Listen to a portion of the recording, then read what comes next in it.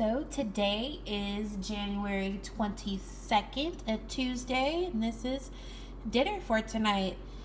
This looks pretty fancy, but I swear it took me like 10 minutes to make because, you guys, this is the chicken from my crock pot on Sunday, or actually yesterday. I actually took out the crock pot yesterday.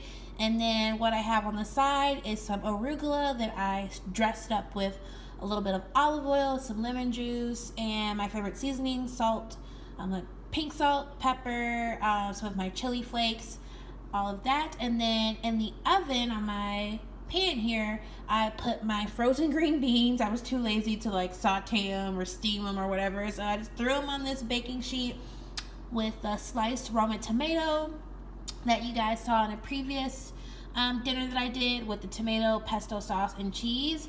And I baked it on 375 until the green beans were cooked. Then I took the green beans off the pan and put the tomatoes back in on broil for like 2 minutes just so that the cheese can get nice and brown. So I think if you are doing keto, this is like the perfect keto meal. You're getting a lot of greens, some healthy fat from the olive oil and the pesto and the cheese, but then a nice good amount of protein. So I am so excited. I am starving. I'm going to eat right now.